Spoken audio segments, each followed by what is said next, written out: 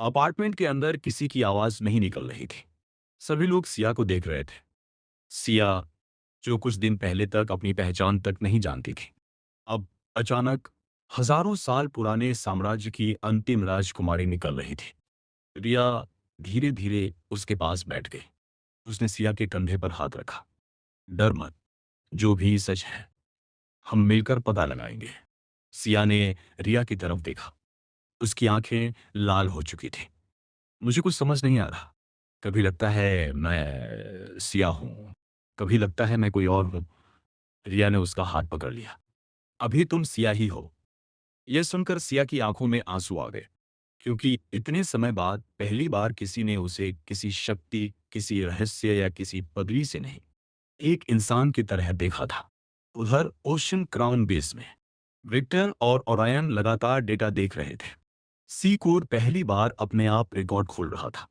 ऐसे रिकॉर्ड जिन पर पहले कभी किसी की पहुंच नहीं थी। एक नई फाइल खुली। उसका नाम था रॉयल ब्लड आर्काइव। विक्टर की सांस अटक गई। फाइल के अंदर हजारों साल पुराने चित्र मौजूद थे। राजा अडलस, रानी, शाही परिषद और एक छोटी बच्ची। विक्टर की आंखें फैल गईं। वह बच्ची बिल्कुल सिया जैसी दिख रही थी। और रैन ने धीरे से कहा, अब कोई शक नहीं बचा। सिया राजकुमारी है। लेकिन तभी स्क्रीन पर एक और चित्र दिखाई दिया। और इस बार विक्टर अपनी कुर्सी से खड़ा हो गया, क्योंकि उस चित्र में मौजूद आदमी राजा अटलस जैसा नहीं था। वह बिल्कुल आरव जैसा दिख रहा था। पूरा कमांड रूम शांत हो गया। विक्टर बुदबुदाया, यह कैसे संभव है? रायन के माथे पर पसीना आ गया, क्योंकि उसने भी यह उम्मीद नहीं की थी। चित्र के नीचे प्राचीन भाषा में कुछ लिखा था। एआई ने उसका अनुवाद किया।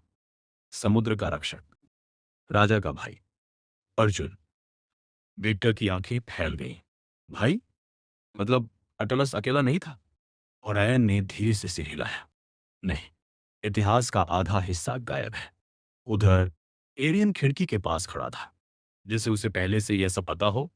आरव उसकी तरफ मुड़ा। तुमने मुझे पहले ये सब क्यों नहीं बताया? एरियन शांत स्वर में बोला, क्योंकि तुम सुनने के लिए तैयार नहीं थे। और अब हूं। अब समय खत्म हो रहा है। तो मेरे फिर सन्नाटा छा गया। तभी अचानक ओशियन क्राउन वॉरशिप से इमरजेंसी सिग्नल आया। विक्टर की आवाज गूंजी, मास्टर, हमारी डीप सी सेंसर्स ने कुछ डिटेक्ट किया है। आरव तुरंत गंभीर हो गया। क्या? विक्टर ने जवाब दिया, वही प्राचीन द्वार पूरी तरह खुल चुका है। उसी समय समुद्र की हजारों मीटर गहराई में वह विशाल द्वार धीरे धीरे खुल रहा था। उसके पीछे अंधेरा नहीं था, एक पूरा शहर था। एक ऐसा शहर जो 3000 साल से छिपा हुआ था।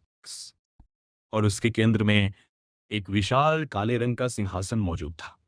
सिंहासन के सामने हजारों योद्धा घुटनों पर बैठे थे, जैसे वे किसी का इंतजार कर रहे हों। अचानक उन सभी ने एक साथ सिर उठा लिया। उनकी आंखों में नीली रोशनी चमक उठी। फिर पूरे शहर में एक ही आवाज गूंजी, राजकुमारी जाग चुकी है, उत्तराधिकारी लौट आई है, राजा की वापसी का समय आ गया। और उसी क्षण सिंहासन के पीछे मौजूद अंधेरे में एक जोड़ी आंखें खुली।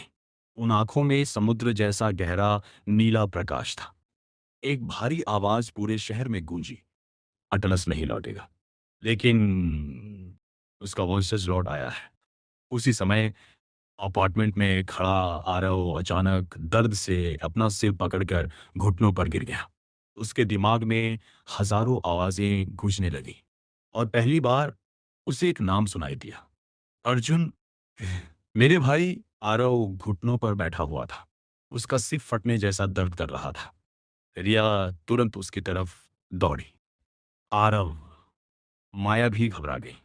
सिया की आंखों में चिंता साफ दिखाई दे रही थी, लेकिन आरव को उनकी आवाजें दूर दूर से सुनाई दे रही थी, जैसे वह किसी और दुनिया में पहुंच गया हो।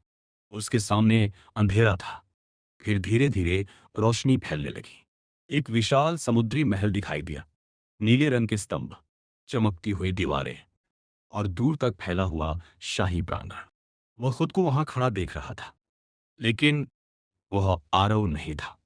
उसने अलग कपड़े पहने हुए थे। उसके कंधों पर समुद्री प्रतीकों वाला शाही कवच था और उसके सामने एक आदमी खड़ा था। वह आदमी मुस्कुरा रहा था। उसकी आंखों में अपनापन था। अर्जुन। आरव का दिल जोर से धड़का। वह आदमी राजा अटलस था। तुम फिर देर से आए, अटलस हंसते हुए बोला। और दूसरी तरफ खड़ा अर्जुन भी हंस पड़ा। यह दृश्य इतना वास्तविक था कि आरव की सांस रुक गई। फिर अचानक सब कुछ बदल गया। महल में आग लग गई। चीखें गूंजने लगी। लोग भाग रहे थे।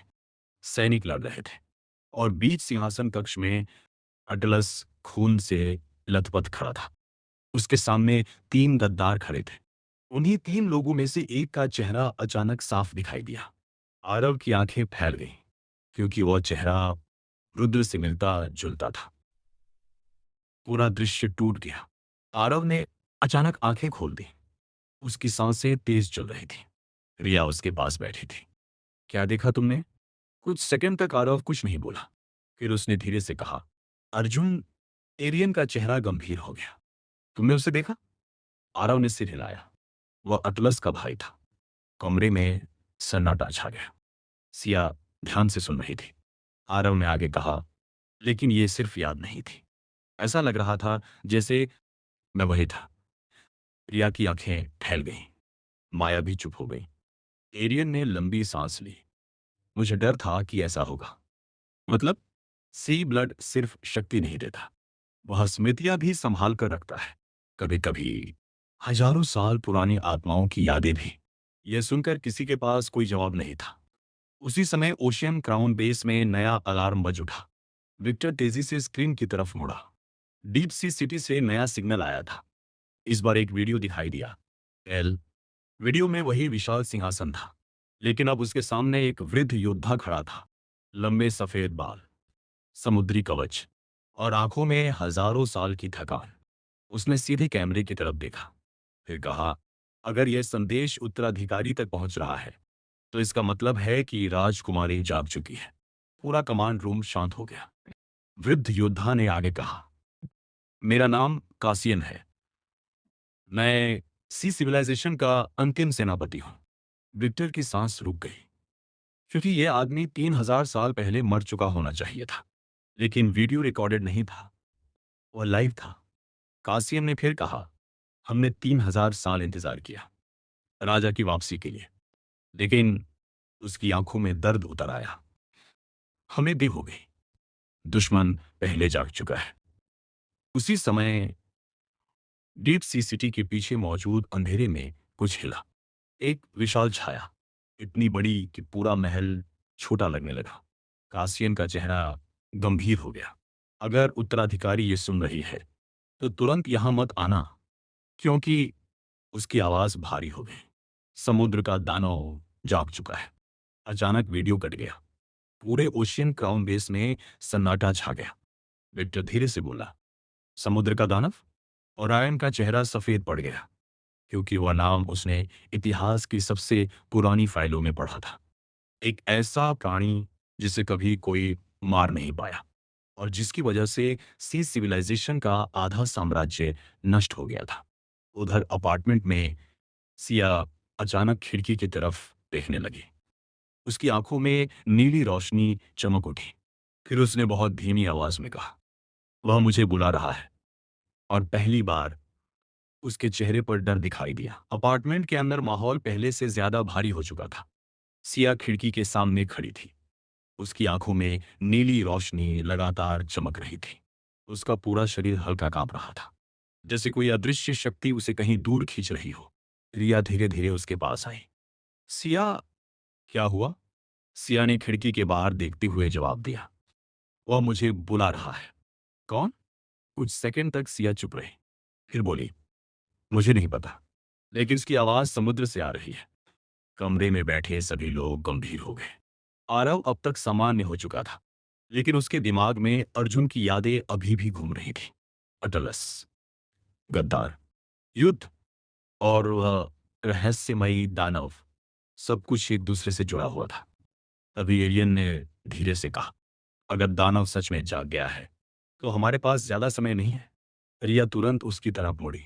तुम लोग हर बार यही कहते हो, लेकिन कोई साफ साफ बताता क्यों नहीं? पहली बार एरियन चुप हो गया, क्योंकि रिया गलत नहीं थी। इस पूरी कहानी में हर कोई आधा सच बोल रहा था। तभी माया ने धीरे से कहा, अब समय आ गया है। सब उनकी तरफ देखने लगे। माया ने आरव को देखा, फिर बहुत धीमी आवाज में बोली, तुम्हारे पिता ने मुझसे एक बात छुपाने को कहा था। आरव की आंखें सिकुड़ गईं। कौन सी बात? माया कुछ सेकंड चुप रही, फिर बोली, तुम्हारा जन्म सामान्य नहीं था। पूरा कमरा शांत हो गया। रिया ने अविश्वास से उनकी तरफ देखा। सिया भी सुन रहे थे। माया की आंखें नम हो गईं। जब तुम पैदा हुए थे, तुम्हारे शरीर पर वही निशान था जो आज सी ब्लड कहलाता है। आरव का दिल जोर से धड़का। क्या? तुम सिर्फ बाद में नहीं चुने गए थे, वह शक्ति तुम्हारे साथ पैदा हुई थी। एरियन का चेहरा बदल गया, क्योंकि यह जानकारी उसे भी नहीं पता थी। इम्पॉसिबल। माया ने उसकी तरफ देखा। मुझे नहीं पता क्या संभव है और क्या नहीं, लेकिन मैं सच बोल रही हूं। तुम्हारे जन्म की रात पूरा समुद्र कई घंटों तक उफान पर था, और रुद्र ने उसी रात कहा था। माया की आवाज कांप गई। राजा लौट आया है। कमरे में सन्नाटा छा गया। आरव के दिमाग में अचानक तेज दर्द उठा, और इस बार उसे सिर्फ यादें नहीं दिखी, उसे एक आवाज सुनाई दी, बहुत पुरानी, बहुत गहरी। अर्जुन, अगर मैं हार जाऊं तो राजकुमारी को बचाना। आरव का शरीर कांप उठा, क्योंकि यह अटलस की आवाज थी। अब पहली बार उसने जवाब भी सुना, मैं अपनी जान दे दूंगा, लेकिन उसे कुछ नहीं होने दूंगा। आरव अचानक खड़ा हो गया। उसकी आंखों में हैरानी थी, क्योंकि वह आवाज उसकी अपनी थी। उसी समय ओशियन क्राउन बेस में नया अलार्म बज उठा। विक्टर तेजी से स्क्रीन की तरफ भागा। अब क्या हुआ? एक अधिकारी घबराया हुआ था। Sir, global tracking systems activated. 23 countries are moving naval fleets. Victor की आंखें फैल गईं। क्या? स्क्रीन पर नक्शा उभर आया। दुनिया के अलग अलग महासागरों में युद्धपोत आगे बढ़ रहे थे। एयरक्राफ्ट कैरियर्स, सबमरीन्स, वेदन डिस्ट्रॉयर्स, सब एक ही दिशा में जा रहे थे। Deep sea city. ओरैन की आवाज भारी हो गई। उन्हें भी दानव के जागने की खबर मिल गई है। विक्टर ने दांत भींच लिए। अगर सारी दुनिया वहां पहुंच गई तो युद्ध शुरू हो जाएगा। उसी समय समुद्र की गहराइयों में वह प्राचीन शहर और उसके सबसे नीचे मौजूद अंधेरा। उस अंधेरे में दो विशाल आंखें खुली।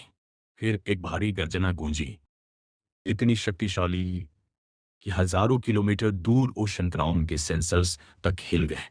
डीप सी सिटी में मौजूद काशियन घुटनों पर गिर गया। उसके चेहरे पर डर साफ दिखाई दे रहा था।